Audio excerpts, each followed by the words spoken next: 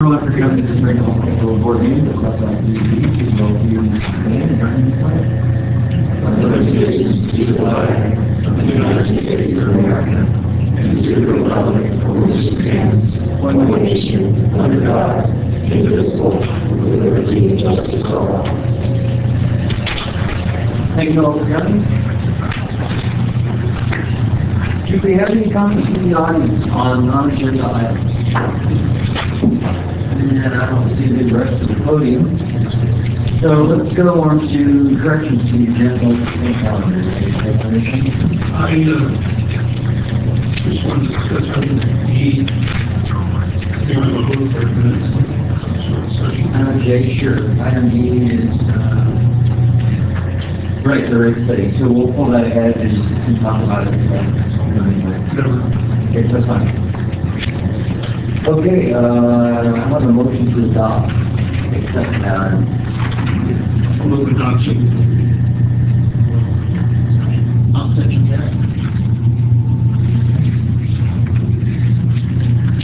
Here's your chance, Lloyd. Your vote can count. I know, I'm feeling like I'm this Oh, let's see that. I'm waiting for Great. I think I called it. I think we're all going to vote today. If you'd called it, I'd have to deal with it. Okay, let's talk about consent items brought forward for separate discussion and action. And that's item 4E. Paul, would you like to talk about that? I'm happy to answer any questions about it. Well, I'm just wondering how this is going to build into everything else. I'm glad to see that Sean Korn is going to be doing that.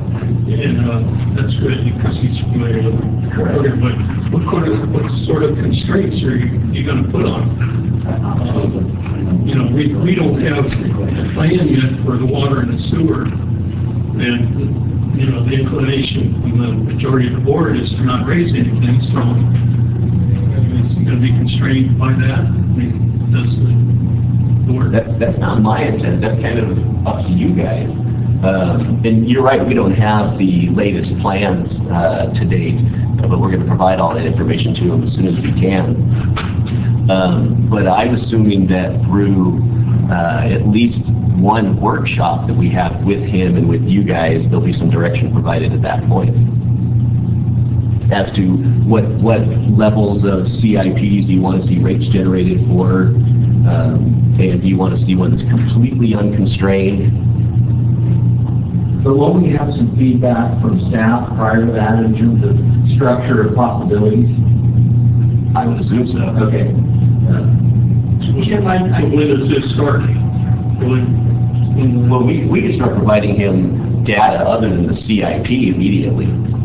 Things, consumptive data that we now have several years worth of. It's my understanding that he does all this background work, and then he'll be able to start developing somewhat of a model for what the rate structure would look like. And then once we have developed the possible CIP plans, he can then insert those with the model as basically that's the supply and here's the demand, and then figure out how much supply he needs to meet that demand based on what that capital program is, because we still have all the operations. Or we wait till the sort of water studies are more or less complete before you really get started? No, there's a lot of background data. Like I said, all the consumptive data, all of our typical budget data, he needs that information too to start with the process. So really, he can put together 90% of it without the CIP data. So we do have time. Your Honor. I don't know who that is, but go ahead. I was planning to pull this as well. First of all, Jim, it is not true that we have raised rates. We raised while I was gone, before I got back on the board, at least for the past 5 years. And there seems to be an intent to raise it in the future. My problem is, I know I've asked the question before, but I don't completely understand why we need to do a rate study, because we've got all the brain power in the world here. We know what our bills are. If we have emergencies, we know what we'll have to do. Why do we need somebody else to tell us what we already know? Unless there's some law that says in order to raise rates over a period of years, you have to do this. These kind of studies drive me crazy. That's what we pay you guys for. Understandable. Yeah, no, there's not a law. Good, let's not do it. It's true. But wait, there's more. It's to develop the most justifiable, independent reviewed rates. Say that again. It's to develop the most justifiable, independently reviewed rates. It's really developed in case there's a challenge for one reason or another. You know, or a lawsuit, right, Gary? Same thing, yeah. Well, somebody could challenge us and say you need to raise your rates higher, or they could say you need to lower your rates. No, whatever, however the rate study comes out, and let's say you follow the rate study and you adopt a new set of rates. If there isn't a rate study done by someone that specializes in that area, you basically don't have a defensible rate. It's most likely going to be set aside, and then you have to go through the process again. And so I don't know of any agency that sets rates without a rate study. Well, we do it in between the rate studies, but, and I guess, I don't think we followed the rate study. No, actually, Did we last 218 was based on the rate study. Right. Yes. Yeah. Boy, I'm struggling to spend that kind of money. You're right, we raise the rates each year, but if you go back and remember, the staff recommended a 9% increase, and it should have even been a little higher than that. But that, you know, and so now we've even gotten further behind, and with these things that are going to be coming up are going to be very expensive. But I'm not going to get into what's going to be expensive, what's going to be not. You're probably right. And I just don't like taking money out of people's pockets until I need to, and I don't like spending their money unless I need to. I think the main point is it has to be defensible in case of challenges that are legal or whatever. And recognizing that in the Stevenson case, that was part of his case against the district was challenging the rates. It was too late to do that, but we have had somebody challenge us. I was hoping there was 4 or 5 of us so I could cast a protest vote. You're on the line, Dwayne. Yeah, I know. It really bothers me though, and the system is just, it's the same thing with some of the other studies. So all I'm saying to our staff is if it's not a necessary study, or it might not be, I'm going to ask questions. Not that you guys aren't wonderful, it's that I think you're wonderful and you can do some of this yourselves. It's true, just to respond to that, I think it's true that the staff could do that, but it's a whole lot of extra work over what they normally do. And so while we're preparing this race study, who's going to do the work that they normally do on their job? It's almost like we hire Sean Cohen as a temporary employee to add this work piece to our ongoing work. I know I'm appearing to be simplistic on it, but at its base level, it's not. It's what's wrong with government. So, okay. It's not so much what's wrong with government, it's the fact that we've got facilities that we have to maintain, and we're not maintaining them like we should be. Of course, I don't mind that. I'll make a motion to approve the proposal from HDR Engineering to conduct comprehensive water and sewer rate studies at the estimated cost of $59,825. I'll second that. $60,000. And under discussion on that, I'm not saying that I won't vote for increases that protect our.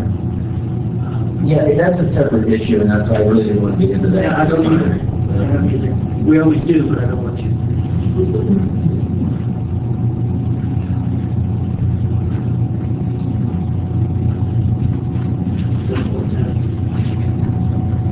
Okay, 3-0, thanks. Now I know I'm right. Okay, sodium hypochlorite. One of my favorite subjects. So neither Randy Curtis or Jeremy are in today. It's good week to take a vacation. Typically, for these dollar amounts, you would not see these items on the action calendar, but for agenda time, I didn't know what I was doing.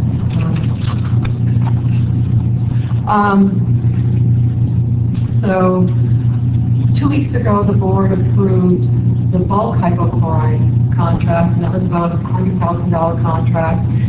Prices had increased 26%. These two contracts are increasing by 70.5% and 73.6%, so much bigger increases.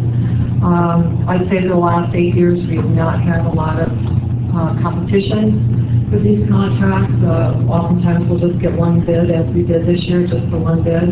I was trying to drum up another quote, and but that ended up falling through. So at this time, I am asking, when referring to both A and B, that the board awards the lowest responsible bidder. There are two other issues that have come up. Number one, Thatcher, who has purchased, Harris, who had purchased Sierra Chemical. We've been doing business with Sierra Chemical for many, many years, located in Reno. And they came up with new terms and conditions. I wasn't totally happy with those. Basically, they didn't want to give us any warranty, and I did work with Gary on this. I feel because we put the product in water, we want to really stand by their product. And so we have made a proposal to Thatcher. That is the lowest bidder at this point. I have not heard back from them. And that's kind of where it stands right now. The intention is to award to them, and I believe we'll be able to work out some of the terms and conditions. What's the problem with the warranty? Is it not quality can't be guaranteed? Well, basically, they were just giving you your standard off-the-shelf warranty. You buy some off-the-shelf rather than, we're dictating terms to them. And so it was, they were not going to guarantee fitness for purpose, merchantability. What else do we have going on? I think the other one was they were disclaiming a lot of things. Oh, yeah. And so that, in both the disclaimer and the limitation of liability, were pretty much gutting any recourse the district would have with the problem with the product. I trust, I've seen you do this for so many years. I know where the soft spots are in this. And I didn't catch whether they had sold us before under the conditions that you were. Thatcher has been doing business for many, many years. They have bid for us before. They're located in Salt Lake City, and they've been in the business. They know the business, but of course they're trying to get everyone to roll back their terms, and I just don't really feel comfortable with that at all. But I don't know if we really have any option at this point. Perhaps we could still work with the vendors that I was looking at in Sacramento. I am hopeful that maybe next year we'll get a bid from them. We need competition, otherwise I don't think we'd be seeing a 70% increase. Do you think it'd be worth you going back to micromanaging? So I'll be careful. Going back and saying our board was hesitant, you might want to reconsider. They didn't approve it yet. Well, when I first approached him about it, so they were the second low bidder on the bulk hypochlorite, and that's been very, very competitive for many years now. And I told him that I would not be able to award a contract to him when he's adding these terms and conditions. So in order for him to be competitive, for us to consider their bids in the future, that he would need to work on their terms and conditions. So That's been a few days ago that I sent off to him, and I haven't heard back, but I don't know what to tell you. I'm somewhat hopeful. I'll argue.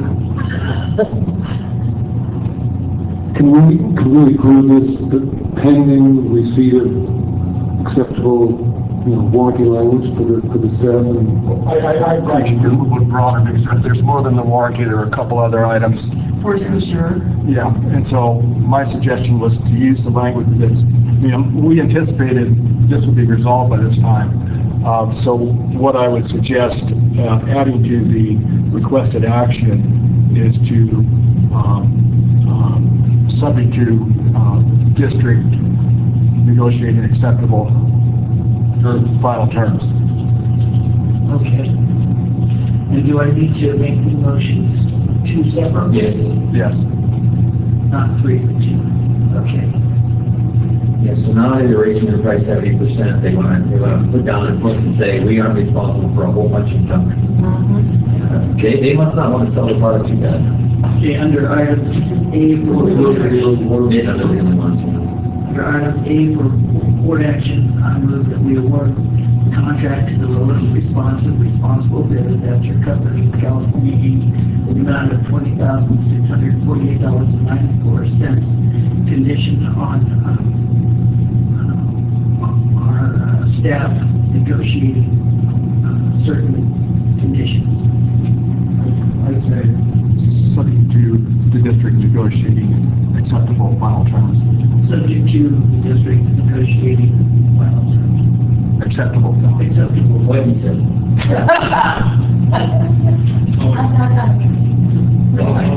Second that, I got a little problem with responsible bidder.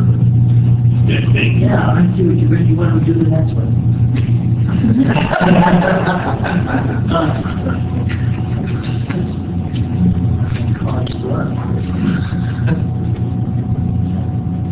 Has to say that. Okay, 3 now, and let's move on to the next item that we've already discussed. And so, Dwayne, you want to do it again? You want to roll? I'll try to. Under item B for board action, I move that we award the contract to the lowest responsible responsible bidder, Thatcher Company of California Inc. in the estimated amount of $26,580 with the language that our attorney asked us to add, which was Subject to the district negotiating final acceptable. subject to the district negotiating final acceptable terms. I'll second that. Okay, Jim second that.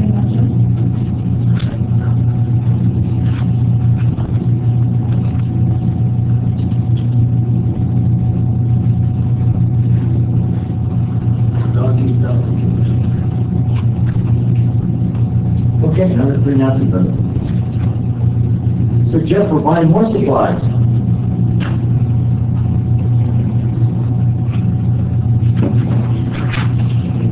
Different chemical, similar story.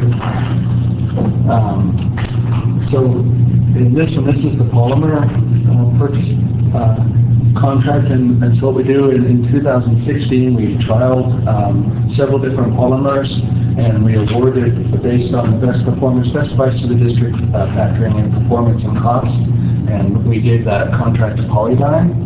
And then the contract stipulates annual extensions if both parties agree.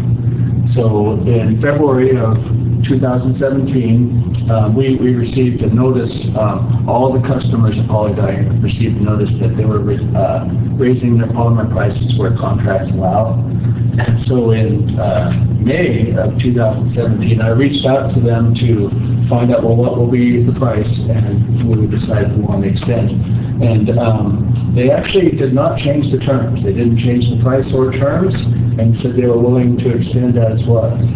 So we actually believe, or I believe, that an error might have happened on their part. The person that was our rep was in the process of being promoted, and he was being replaced.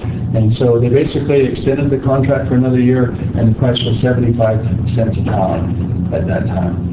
So this year, like around May, we did the same thing as we do every year. And this time, the rep came and visited Linda and I, and he basically gave us new prices, new price of $1.25 a pound for that same product.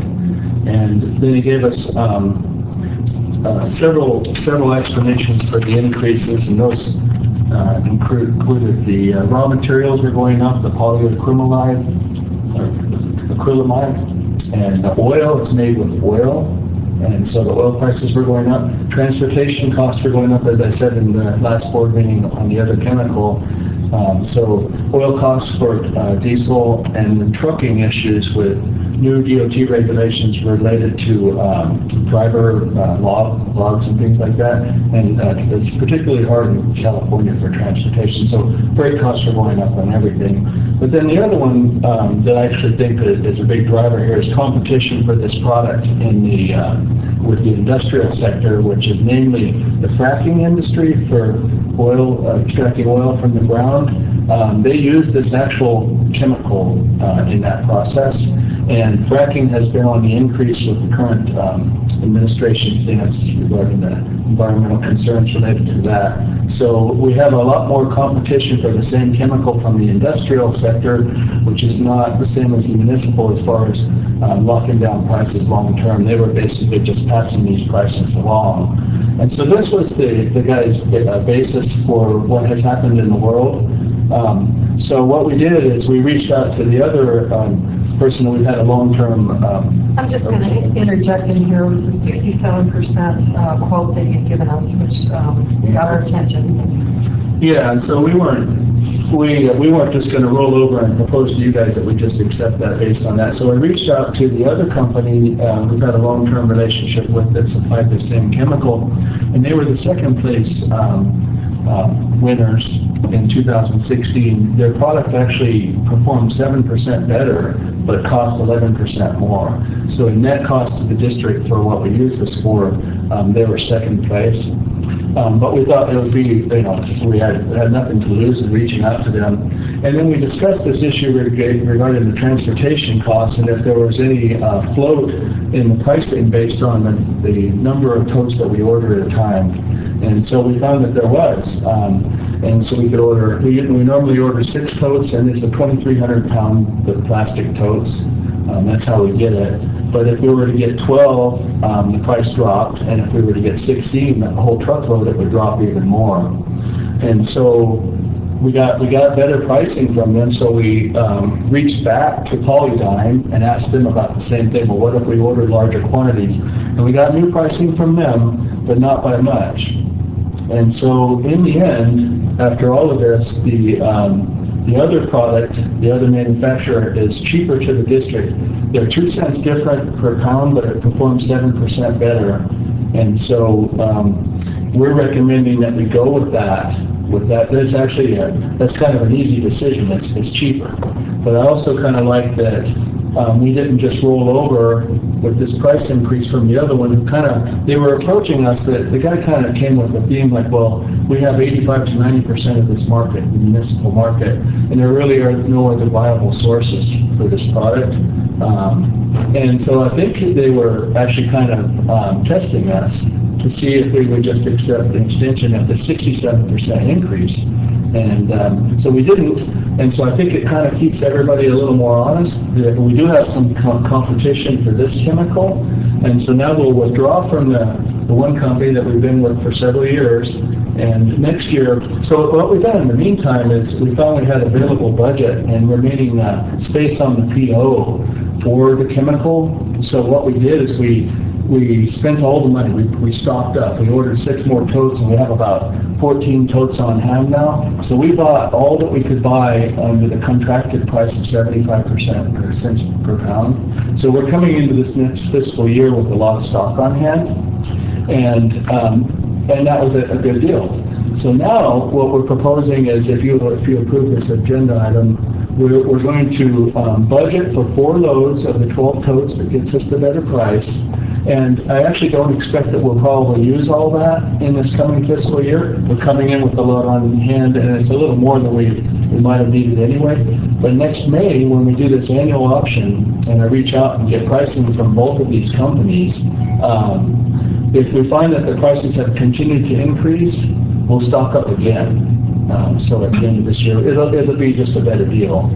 It's kind of like going to Costco, you know, we'll just buy bulk and get it cheaper. And There's no storage issues? No storage. We have physical space. It takes a lot of space. These are large containers, but there's no shelf life issue that would impact us. That's the other thing. There was something else that came up dealing with this new company, Solenis. And so they are offering a claims-made insurance policy rather than the occurrence policy that we typically get. I did run that past Gary, and he didn't feel that the risk was great, but he did ask that we approach our current insurer and get their take on it. So we may want to add another. I have an answer for you. Oh, we have an answer. Or maybe I'll go ahead and let Karen respond to it. Well, I hope this is not premature, but from Aqua JPIA standpoint, a general liability policy should only be accepted on a per occurrence basis and not claims made. The only policy that you would accept on a claims made is professional liability. So that would be our suggestion for a contract like this. Okay, well, I will certainly we will reach out to Solenis and see that we can't gather that. And so I don't know if we want to add the same kind of condition. Yes, subject to the district final negotiating. Negotiating final acceptable terms. Yes, thank you. And I guess I would say as far as we did not list the dollar amounts. When we wrote the agenda item, the process was underway, and we were asking for your approval to continue the process. Now we have, actually. So we have a recommendation to go with Solenis, which is actually the cheapest. So basically, what we're asking to do here is that we can only get 3 or 4 votes because we're getting such large votes. So we kind of think that we're probably in the almost $110,000 range, but because we can only, we're going to ask the board to authorize us to spend an estimated $146,315.88. And that's based on the 4 votes. Whether there's an upset and we need more polymer, whether we find at this time next year or, in June of next year that we better play the odds and get the chemical while we can before the prices go up even further. So. About $100,000 budgeted. It's actually 110,000 pounds is what we're asking for. So. Well, he was talking about the. Yeah, what he's saying is that the budgeted amount available is 100,000. So we had our manager and financial officer sign off at the 100,000. The question would be is whether they agree with staff's report. Yes, and we would have to use contingencies. I mean, obviously, yeah, when we budgeted $100,000, we didn't anticipate a 77% increase in the cost. So yeah, either contingencies or if there's budget available in other line items within Jeff's department, it can come from there. And as I say, I don't actually expect we'll use that much, but we kind of have it in our pocket if we find that the market, because we'll test the market in next May and June anyway, going either opting for an extension of this current contract or we'll go a different direction. So I need to know what the pricing is. We'll get quotes they'll be committed for the next fiscal year. And so we'll know what the price is going to be, but at that point, if we find that the trend is still upward, I can order up like we did this time. I don't think we had reiterated, but there were 4 renewable one-year terms on this. So this is the second renewable term, or going into the 3rd year, and felt that we could go with either supplier come next year, obviously with the board's. But it's to renegotiate your terms when your job's not up. You know that. Well, first of all, thank you. I think you done a good job of exhausting the possibilities and securing the best deal for the district, so we appreciate that extra effort. And, second of all, I don't know if you guys, anybody else have anything on this? What I would like to see one of you to do is read the motion along with the disclaimer, along with whatever price you want to put into it, and then maybe we can, Okay. go from there. My memory doesn't Okay, I'll try to do that. Yeah, so They can't do it. we're proposing to approve the 2018-19 polymer supplies and authorize a contract for fiscal year 2018-19 for polymer. Shall I go as written? Do you want it in the? Well, yeah, I'll say we know the terms now, so we want that to be, we propose to go with Solenis LLC, and in the amount of $146,315.88, subject to the approval of final acceptable terms. So moved. Second. Well, what was that number again?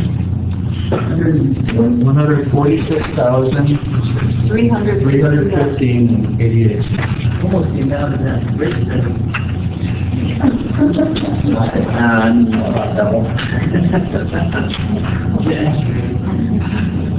We should also have that last portion included in the, as it's written up, and due to special circumstances, because we didn't follow the normal bidding procedure. That might be his discretion. Okay, so, The timing is what's driving. yeah, all right, I agree. So that was in the motion, it just got skipped over, Melanie.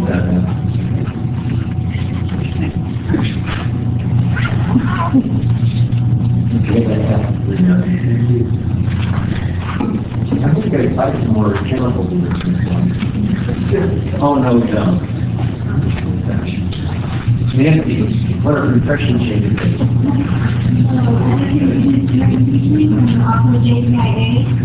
She has a short presentation about the general liability program, and then I'm going to talk about the comparison with the CSRA program. Good afternoon, Mr. President, members of the board, and thank you once again for having Aqua JPIA present one of our programs. This is the third program in which you have considered over the last 12 months. This is our general liability program, and I have about 5 minutes, so I'm just going to highlight some of the key points. There's additional information on these slides that you need for that insurance.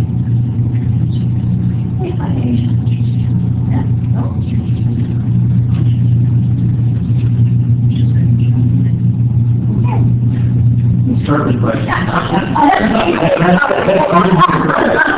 That's pre-competitive kid.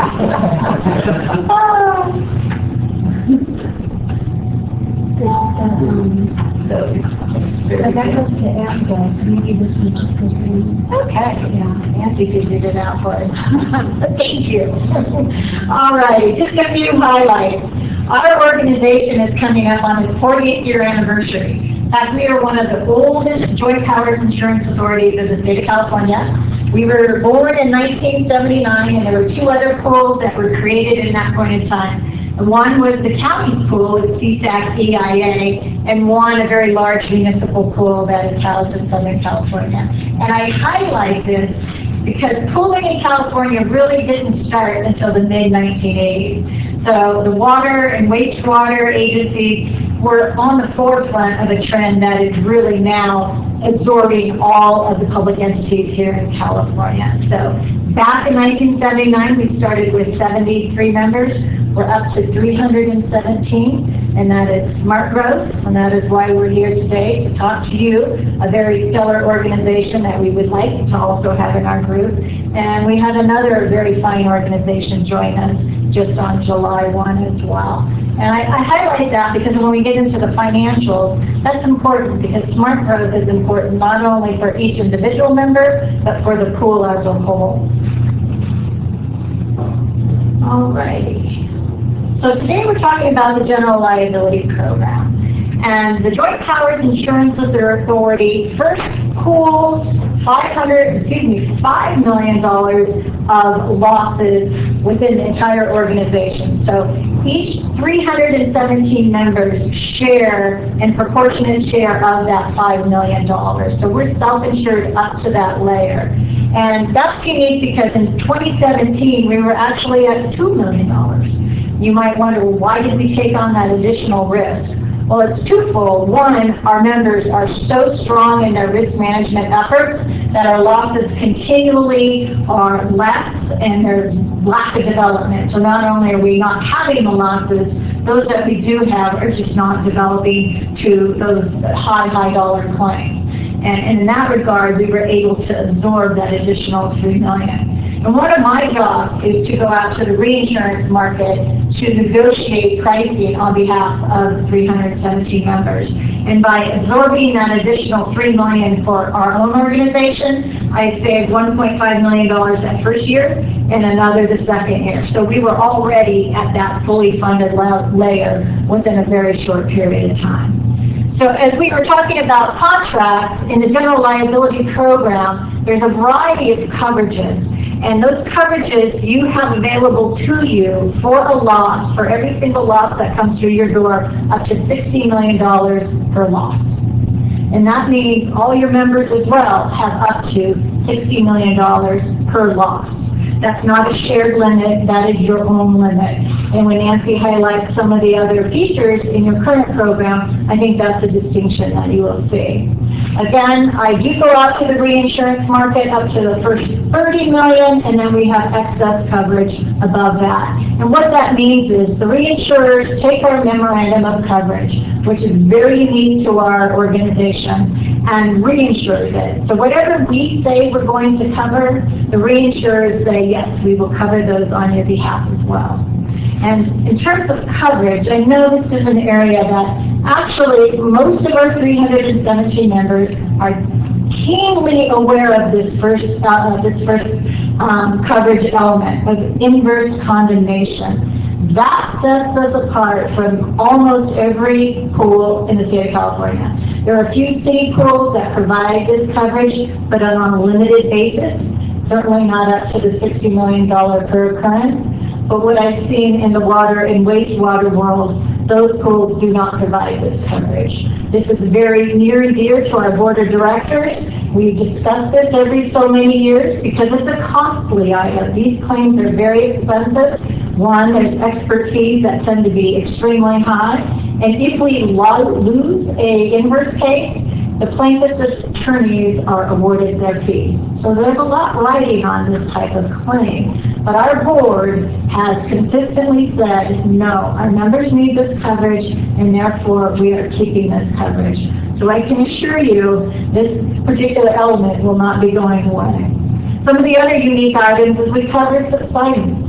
And our friends down at Monte Vista Water District so sadly learned of this year. Monte Vista and Carpinteria were heavily impacted, not only with the fires, but then the floods that ensued. So we are currently in litigation, and this is one of the provisions that is helping those districts. Subsidence, i.e. landslide, mud flow, etc. In 2017, we also added liability coverage for drones. What I'm finding is that our members are procuring their own drones and not necessarily hiring a third party to go out and do inspections of levees or dams and whatnot, but procuring their own. So if in the event we have a claim that arises out of our use and ownership of the drone, there is coverage for that. All right. Well, again, there's many things that we provide our members, and now that you're a part of the workers' compensation program, these are benefits that you will have, actually you do have as of step one. But the last bullet is the one that I would like to just briefly talk about, and that's transfer of risk. And that's harking back on the prior two conversations. So besides myself, I have one person on my team that's solely dedicated to help our members with the risk transfer or insurance and contracts.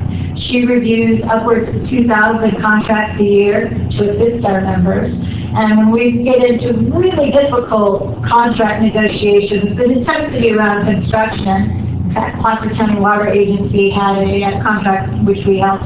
I have a attorney on retainer that helps, that is public entity centered, and that he helps with these really difficult contracts. So you have now that available to you.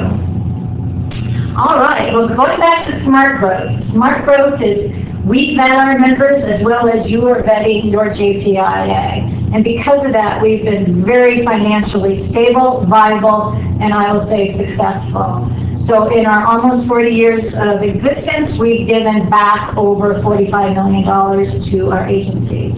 In fact, just in 2018, we were able to return $6.8 million to our general liability members. And this is the process in which this happens. And I had the pleasure to meet with Paul a couple months ago, and Nancy and Paul and I sat down to talk through this process. Because when you have members that range, beyond 300, and some of them have been with us since 1979, you can see that this goes on and on and on every year. And I will highlight what that means in just 1 second. So first of all, you select a retrospective allocation point. And in some pools, they may call it a self-insured retention, and in some pools, it may be a deductible. Well, ours is not a deductible. It does not work like that. A deductible or a self-insured retention means monies that you would pay up front for every loss that comes through your door. So say the first $25,000, $50,000 would be your responsibility, and then your pool will kick in. That's not how the JPIA works. We provide $1 coverage. As soon as that claim comes in, we pay that first dollar forward. And it's not until the next bullet, which is the retrospective premium adjustment, that we go back 4 years and look at the losses of a member as well as the losses of the entire pool, and then proportionately provide those members a share of what is over your WRAP. It does sound complicated, but with the help of Paul and Nancy, we were able to go through some real-life examples that had pages and pages of numbers and calculations, of which I know we did not have time for today. So after we go through that process, there's another fund called the Rate Stabilization Fund. And this is your safety net. So our programs do have the ability to receive a refund as well as an assessment. And unlike plain insurance, where those insurance companies are collecting enough money not only to pay claims and set reserves, but give dividends back to their stakeholders. Joint powers insurance authorities do not operate like that. You are our stakeholders. So we collect just enough money to pay claims, and if those claims don't develop and there is remaining dollars, they go back to the membership through this process. And I'm going to go to that last slide to very simply show you how this works. I'm making an assumption that we've collected $1 million and listed a variety of members, and those rates, those premiums collected are what's in that first column to the left. Your premiums are based on payroll, and then a rate in which we need to collect, and then your experience. So for simplification purposes, A through F, that is their premium, that comes up to $1 million, and then their percentage of that $1 million based on their size. So as we go through the claim process, and we look back now 4 years, we're in 2008, and we look back to 2004, we see that the JPIA only needed $600,000 to fund that program year. And every program year stands alone. So there's a remaining $400,000 which should be given back out to the membership. So that calculation in box C shows how those monies are then later distributed. It is based on your percentage of premium that you're putting into the pool, and so those monies that come back out of the pool are based on that same calculation. So in a nutshell, that is how the WRAP, the RPA, and the Rate Stabilization Fund operate. And again, we've been so successful and financially strong that monies have been going back to those members over a period of many, many years. So with that, I'm going to turn it over to Nancy. Any questions about that portion that you have of Karen? Okay, I just wanted to highlight a couple of things in the agenda. So as she talked about, the coverage limits with the Aqua JPIA are $60 million per occurrence. With CSRMA, we have a $15,500,000 per occurrence with CSRMA, and the pool has an aggregate limit of $50 million. So once that $50 million is used up, if you had two large claims of $25 million and we haven't even claimed anything yet, there would be nothing available to pay our claims with CSRMA. Then she mentioned that the JPIA does not have a deductible program. They pay on the first dollar. With CSRMA, our deductible, our self-insured retention was $25,000. So in the last 4 years, there were 27 claims that came in under the deductible, and we ended up paying $126,489 for those claims that were under the deductible before the insurance paid. So that would be the money that the JPIA would pay first dollar on. I think it's notable that the Aqua JPIA has 317 members. The CSRMA only has 41. So with a larger pool, we're sharing the risk more. There's also the benefit of having a third program with the Aqua JPIA.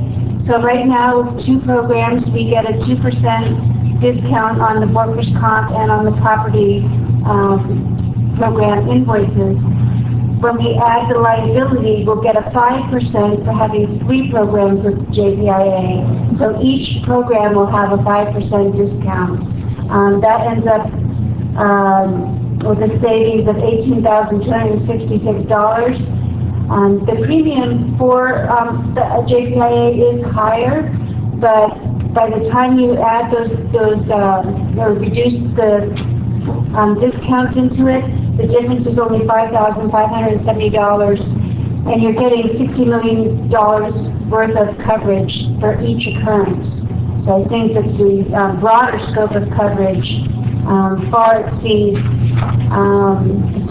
the final small amount that ends up being extra amount for the Aqua JPIA. So it's my recommendation, and I believe Paul as well supports changing from CSRMA to the Aqua JPIA for our liability program. One thing I wanted to bring up that is quite a bit different from CSRMA is what happens at the end of the year. Because I don't think we actually talked about that today. Right now, if we have a low claims year, we'll get a check back from CSRMA.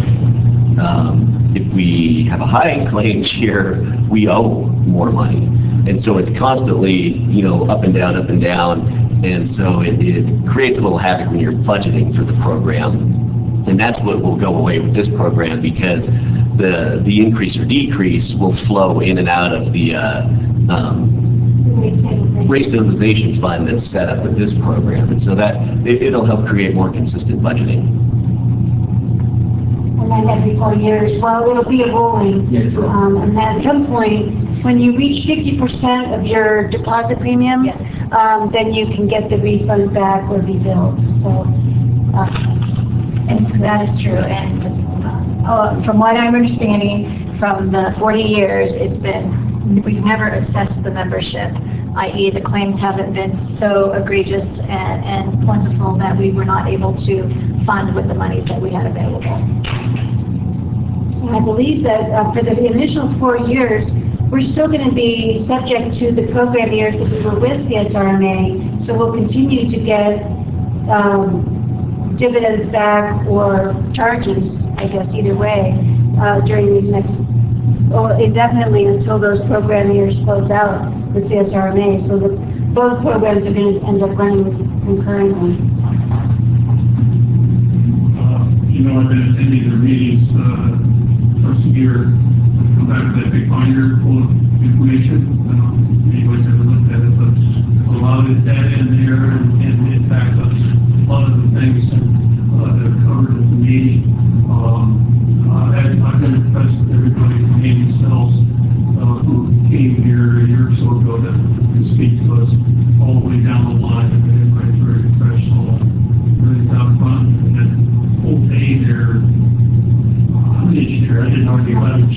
for this by assimilation or osmosis. I guess I've got a little bit, but I think this is definitely the way to go. I spent a day down there meeting with the risk control department, the workers' comp department, training department. It was just wonderfully set up, and we're already having training scheduled for August 28th for a component of the workers' comp program, August 23rd. And they have online training. The amount of training that is provided is at no cost versus the cost that we're paying at CSRMA every time we invite them to do a training for us. So the staff is incredibly professional, and the scope of services is much more than what we're receiving. Nancy's going to be on the committee The Employee Benefits Committee, they're considering me to be on that committee, and in fact, I'll be attending by WebEx their meeting on Monday, where they are setting the rates for the medical insurance for 2019. So I'll be part of that and be able to get those rate information early. Yeah, we've discussed this actually quite a bit, and we're all for it. I am not a fan of CSRMA, so this is a welcome switch. That was pretty good on that one, eh? Yeah. Thank you. I guess if there's no other questions. We know you worked very hard on it, and we appreciate it.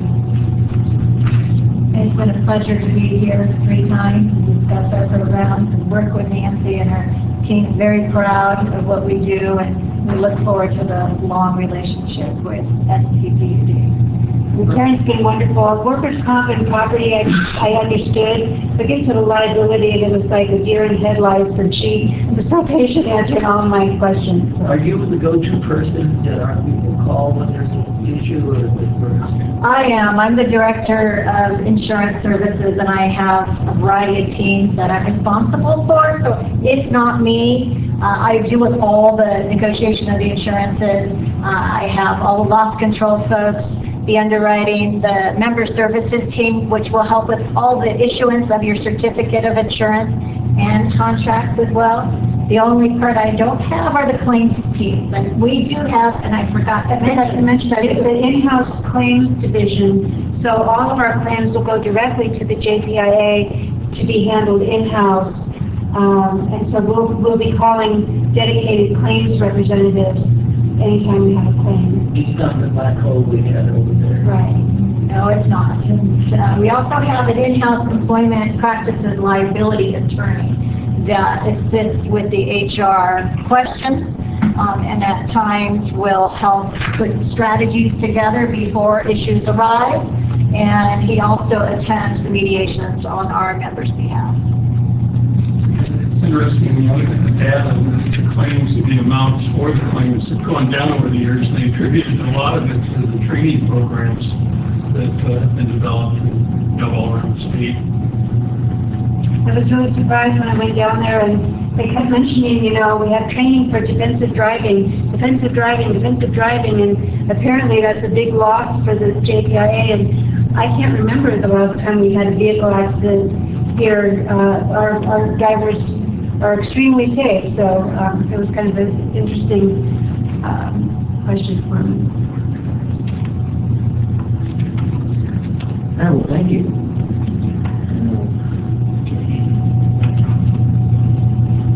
Do we have a motion? Take the one second for me. Okay, she did the right one. I move that we approve moving the district's liability program with California Sanitation Risk Management Authority to the liability insurance program at the Association of California Water Agencies Joint Powers Insurance Authority. I'm going to need to pull this PowerPoint now. I'll second that.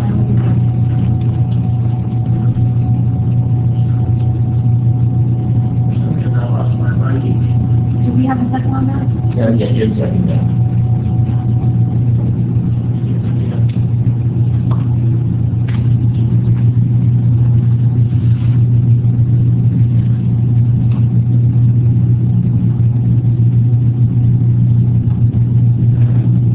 Okay, 3-0. Thank you both very much. Thank you.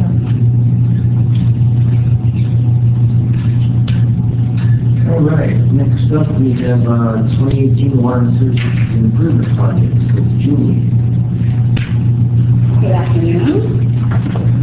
I am here to request that you award the bid for the 2018 water and sewer systems improvement project to the Thomas Paine Company. He's the lowest responsible bidder. This project has a number of components.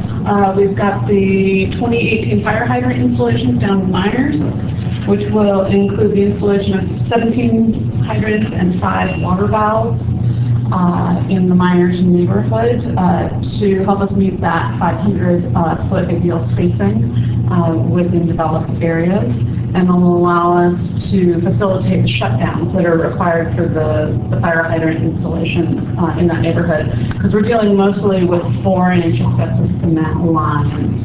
But these 17 hydrants are ones that we've run the model on with that 4-inch piping, and have determined that we should get a reasonable amount of fire flow to satisfy the firefighting needs for the neighborhood. That basically means 750 gallons per minute or more. The second piece of the project is rehabilitation of the Pine Valley PRV. This is a critical PRV that serves 2 zones of our water distribution system. I think there's about 600 customers that rely on the flow through this PRV. So we'll be reusing the existing subterranean vault, but we will be replacing all the internal piping on that PRV, and we will be adding instrumentation and a electrical control panel and a radio to communicate wirelessly through a cloud-based system and back into the district. The third piece of the project is the Tahoe force main bypass project. There are 3 proposed vaults to be installed, one on either side of Highway 50 and one at the corner of Martin and Rose. And those bypass vaults on the existing 18-inch asbestos cement force main will allow us to perform periodic inspections of the force main, and will also allow us to bypass Highway 50 or any of the other segments of that line between the Tahoe pump station and the wastewater treatment plant if there's an emergency situation that requires a bypass. Now, in May, we had our mandatory pre-bid meeting in which we had four general contractors who were interested in bidding the project. We ended up receiving bids from 2 of those 4. During the course of the bid period, we added a little work to this project, so you haven't heard about this before. We added a $150,000 line item that will be performed on a time and materials basis to allow this contractor to help us with installations, actually relocations of water services on private parcels. We had the Ponderosa water main project, water line upsizing and replacement project last season, and that was one of these backyard water line projects that we needed to perform in order to get the water meters installed in the front yards. Well, we've been working, Shelley Thompson has been kind of spearheading the effort to contact all the neighbors and have them work with plumbers to get their services relocated from the back to the front of the property. And we've only had a moderate amount of response from that program, and the prices were coming in higher than we originally anticipated.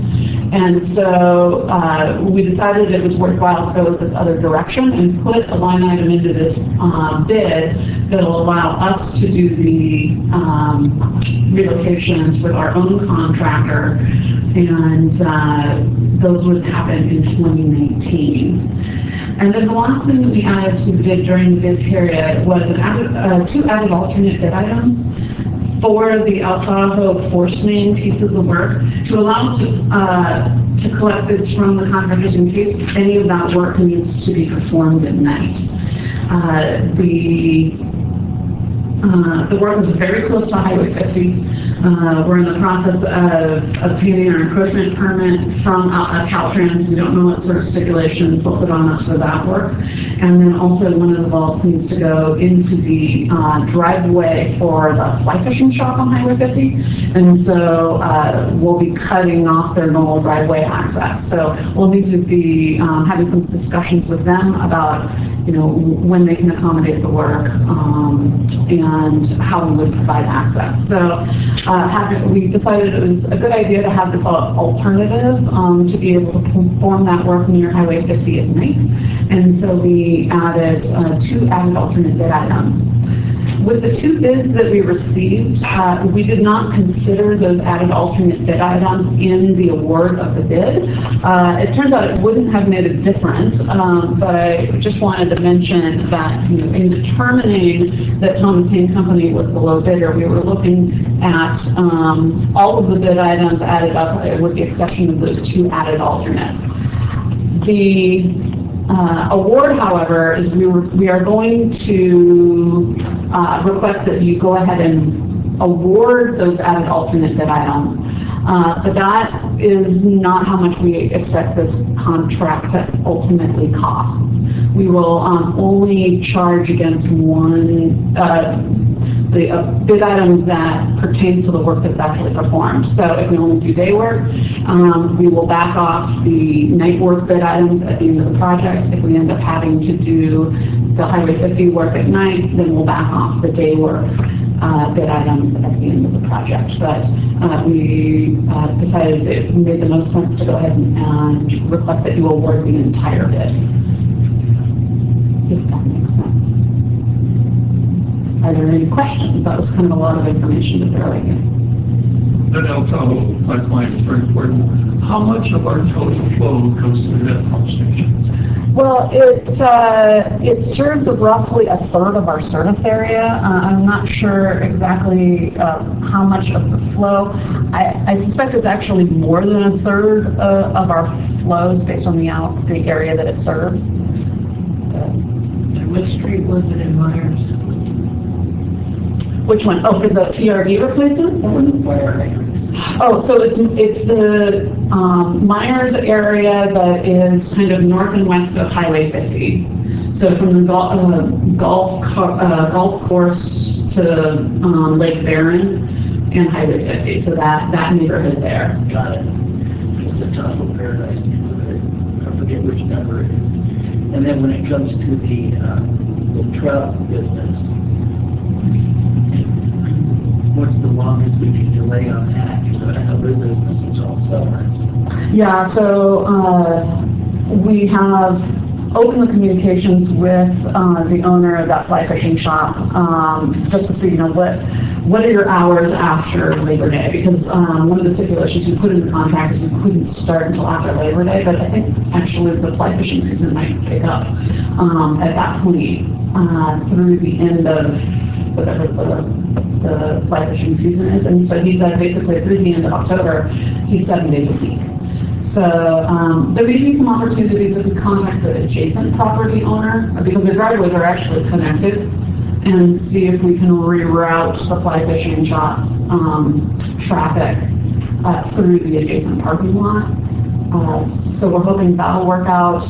We expect this work to take about 2 weeks. So while it will be a disruption, it's not going to be super prolonged.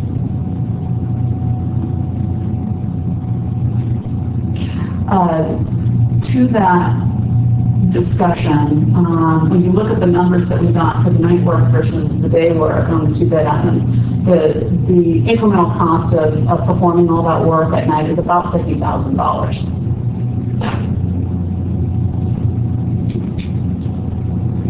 Anything else, guys?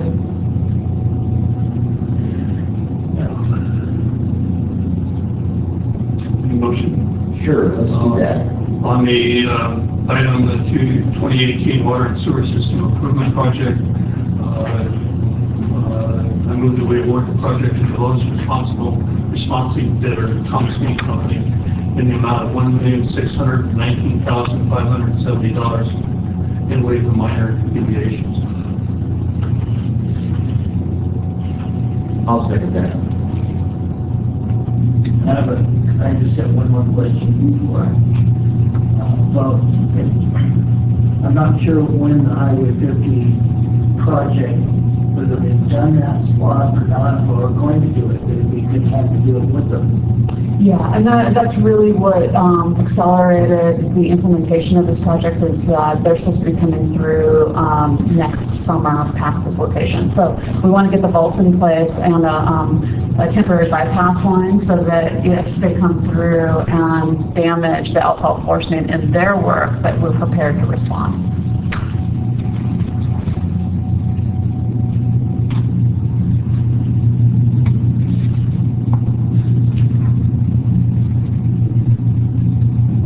No chance for that, man. I figure if I say it out loud, it can't happen. I didn't say. Well, thank you, Julie. Appreciate your thoroughness, and that did pass me down. Thank you. Payment claims. I will move to approve payment claims in the amount of $2,010,702.94. Thank you. $2 million bucks.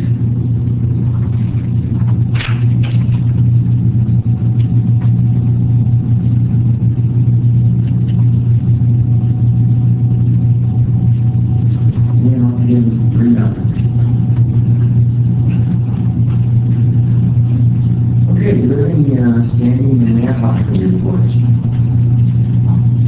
I don't have one myself. You guys? Okay. Hearing none, how about board member reports?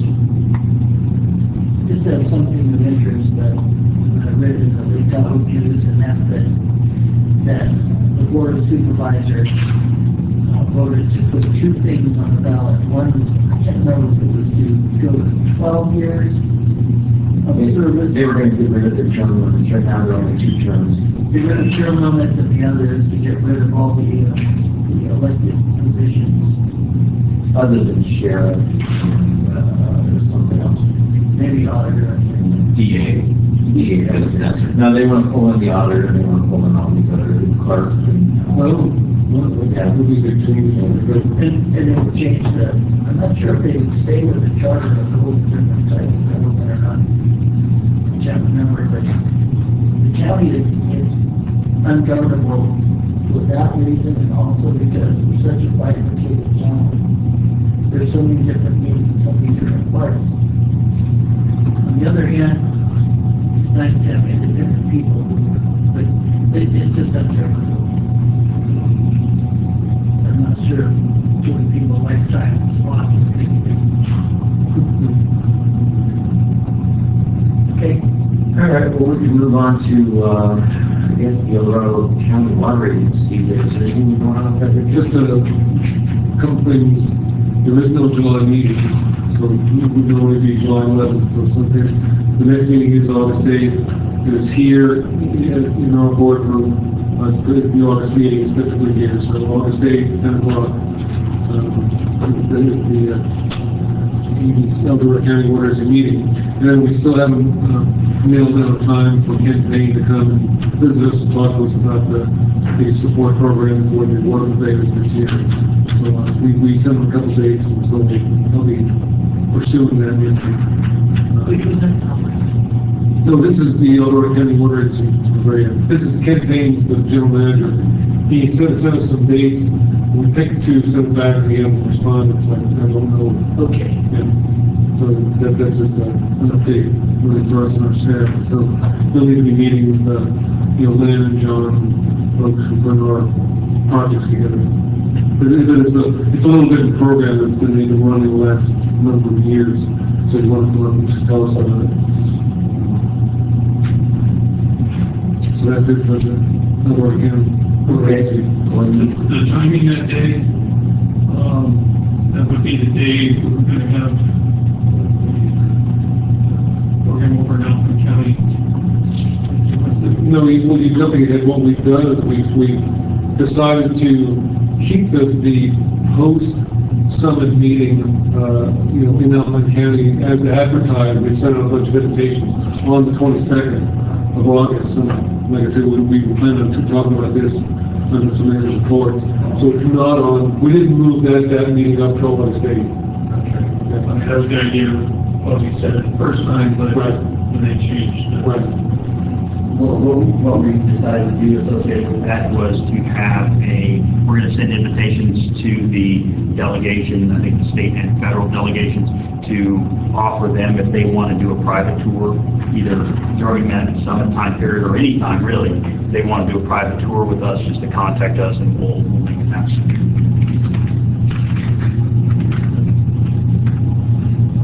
Okay, Richard, you can go right into your report. Yeah, just a few things.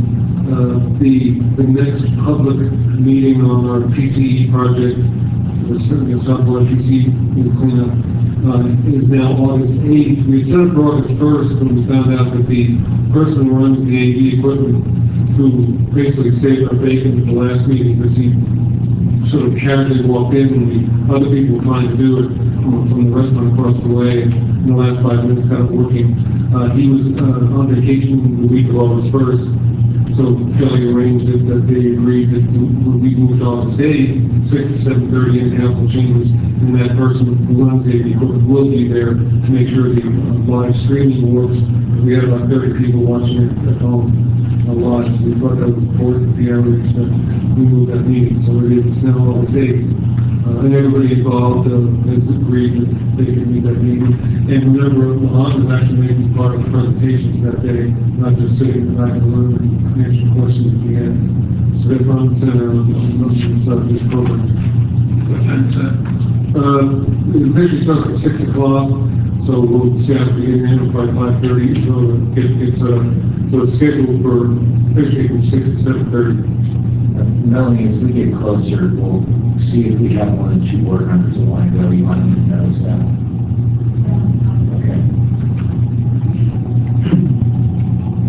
So there's that thing that just, one more thing that's let you know, on the seat, the California Top Conservancy is establishing a Tahoe Climate Action Plan.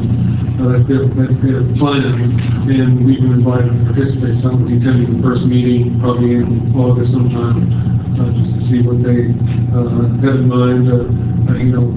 Honestly, my concern is that they will be able to ask the agencies to sign that, what the city signed, which is to commit to 100% green energy by 2032, and unless you direct me otherwise, like we'd be informed we're not willing to sign something like that. Makes too much, I think it costs too much, makes too much commitments on some unknown things moving into the future. Not that we, a lot of things we do, conserve water, conserve sewage, conserve energy as a result of that. We're looking at some solar energy options, and we're looking at high efficiency motors every project. And we do a lot of things, but it's all in the name of reliability, up front and center. So I ran into a fellow that worked for a geothermal company, and I thought, oh, that's just got to be up and about only. But he said that you can do a lot with geothermal, even in this climate. You have to go down a lot of feet. Yes, when we had drilled the Bakersfield well, when we got down at this point 500-600 feet or so, as we drilled over down, so the water actually started to increase in temperature when we got down that deep. I was thinking at some point, as we look at our energy, we might include geothermal. Just maybe have somebody do an analysis for us. But I agree with Richard, as we do everything we can to be as environmentally conscious and as energy efficient as we can. That being said, I'm not for this. Right. Because it puts us in places that may not make sense for us. Right. I mean, it could be a project, but in terms of our priorities, yeah. I mean, do we want to enhance our treatment system, or reduce our chances for spill, or do we want to change over from natural gas to solar energy? You given that bind of trying to make priorities down. I think our priorities is to increase our reliability. We're going to do everything we can to save money and energy. Anyway, I just, we'll wear a political bullseye, but on the other hand, we're still going to do it. We just don't want somebody bullying us into it. We'll do it. We'll get there. We're doing a lot. It was just warm water, it wasn't like. Yeah, it wasn't like it was boiling or, you know, It didn't have to. it wasn't that warm, you could start extracting heat or something from it. Yeah, evidently you can, according to this. Yeah. I never thought of that, I didn't think. Went from 52 to 56. I don't remember what the increase was at this point, but it did increase. Okay. I'm surprised me too. Yeah, yeah. And I mentioned last time about the ad hoc housing, the policy subcommittee. What we'll be doing, we'll be contacting Chris to see if he's back somewhere around the end of July. We knew he wasn't leaving right at the first meeting in August, but if he's back, we might try to get with you and arrange a time just to have that first ad hoc committee meeting and talk about how we proceed forward on writing an ordinance change. Bring back the sewer transfer, fee ordinance. Sure. And then the final thing I want to mention is, I don't know if you guys are aware, but the Supreme Court did make their final ruling called the Janice case, where I think it was an Illinois teacher applied and basically objected to paying any union dues. They forced to pay union dues to have their job, and the case passed 5-4 in favor of the Illinois teacher, which means that the case ruling is that the 22 states that did not have right to work laws in effect for public sector employees now do, in essence, including California. And now California, just so you guys know, California has passed some, in anticipation of this ruling, was not unexpected, some rules and kind of laws, basically giving back the how to accomplish that, the ruling by the Supreme Court to the unions, so that the bottom line is, if you're approached by any member of our organization, basically tell them that they have to contact their union in order to discuss all the implementation details around the Janice case. The district cannot make mass communications, cannot instruct or teach or advise their union membership. That has to come from the union themselves. And so that's now in effect. We will be in the near future having to negotiate the changes to Section 3A of the union MOU, which basically had in there the requirement for union membership. That will obviously have to be changed, and we'll have to agree to the language that's used to change that section with the union, and we'll be sitting on the station to do that in the near future. So. There is none. Yeah, the other thing that also did is, if you remember that the original argument about the issue was something that was called agency. The union dues were divided into two sections. One was to support collective bargaining efforts, and the second was to use the unions used for political lobbying. In fact, and they, in the past, there was a ruling that said a person didn't have to pay a portion of the union dues that went for political lobbying. So the remaining of it, the collective bargaining issue and effort, was called agency fees, and so people were allowed to just pay the agency fees and not the collective bargaining stuff, effort. And but the rule, the Janice ruling said all of the effort they regarded as political, there was no more the option of just paying agency fees. So they directed the district to tell us that if anybody was only paying agency fees, they had to start putting that in. We had to start putting that into a separate account because they were no longer. It was no longer eligible. It was no longer legit. Our situation was that we don't have anybody in that situation, so we don't have to worry about collecting that or putting it into an escrow account to talk about how to potentially give it back to the employee and stuff. It simplifies the process for us. Anyway, that's an update on that. And as I said, if anybody approaches you, you tell them that they need to contact their union representative. Okay. Melanie, you wanted to give us a reminder? Yes, we have 3 seats up for election in November, November 6th, as a matter of fact.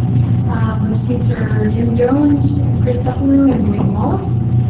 The filing date for the declaration of candidacy paperwork is July 16th to August 10th, and that is for the incumbents. If one of the incumbents or all of the incumbents do not file, there is an extension until August 15th, so the incumbents cannot file after August 10th. I think you file at the county. You have to file at the county office, and you need to make an appointment with them. So in the Tahoe area, you can go to the recorder clerk's office, July 26th from 8 to noon and 1 to 4, or August 9th from 8 to noon. Those are the only times you will be there, otherwise you have to go to classroom. So they recommend you calling and making an appointment. You want the phone number? Oh, I know. Okay, so Kim is the gal there. You can make an appointment with her. She'll be driving up from Placerville and be here then to, Maybe that's the only one we should pay our taxes to. I don't know about that. In 3 days? Yeah, I'm kidding. We send 50-60% of the money, and they give us a couple hours.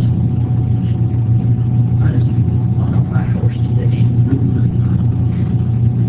Okay, thanks, Melanie. Shannon, you wanted to talk about the design? Yes, this is just a reminder, we talked a little bit about it a moment ago, that the summit is on August 7th, has been moved to that date.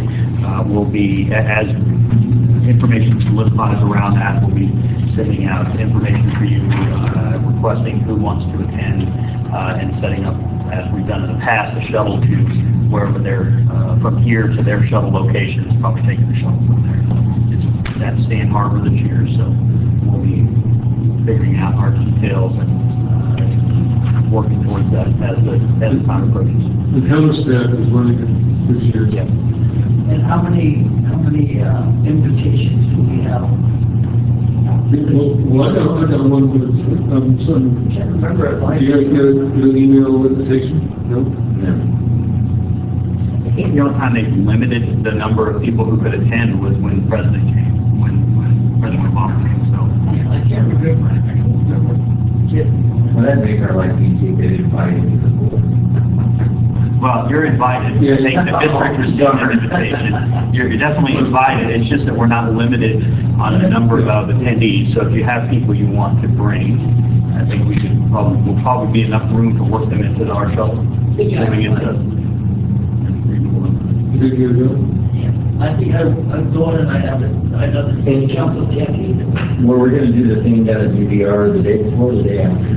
We were going to do it the day after, but as they moved it 2 weeks forward, it still will be on August 22nd. Oh, okay, yeah. Yeah, we decided not to change that. And so, Fire partnership. So the fire partnership is, we're to some extent, and Lynn's not here, we are, Senator Haller's office is somewhat running that show as well. And really, IVGID is coordinating with him as the sponsor for the program and one of the key people we see with respect to the fire partnership funding. And so we have been relying on his office and IVGID's lobbyists to coordinate that and make it happen. At this point, Haller's office has been non-committal and unwilling or unable to commit to doing or sponsoring that event. And so at this point, we don't know if we're going to do it or not. It may be something that comes together fairly quickly at the end with the water partners and the fire partners. The other option, actually, Susie Gibbons with North Tahoe PUD mentioned this morning an idea of really kind of opening this up as a blanket offer for Haller's office, that if he doesn't want to do it as part of the partnership, if he wants to participate in something like this at another time, we can certainly facilitate that as well. So it's not looking like we're going to do a fire partnership separate program with Haller's office. But that could come together in short order. And no reason to begin. No. Their schedule, they have not been really responsive. So we had a venue, of course, we had a venue for the 21st or 20th, all of that set up, but now we're in limbo.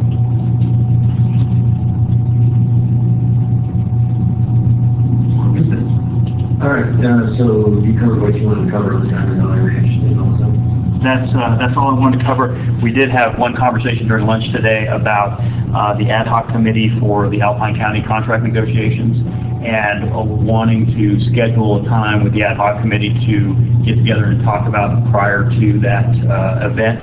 And I think our discussion and proposal was to meet after the August 19th board meeting, or July 19th board meeting, excuse me, right immediately after the board meeting to meet with that ad hoc committee, since all the players should be available for that. Make sure you're reminded on knowing, when you still Jim and you would meet, because Chris is not available on that. I call it.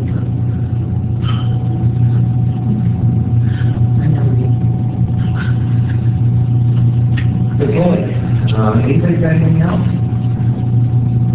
No? You can see the past and future meetings, we've got a couple of things to talk about in closed session, so if there's nothing else at this time, we'll come out of open session and close. Coming out of closed session into open session, nothing to report, meeting adjourned.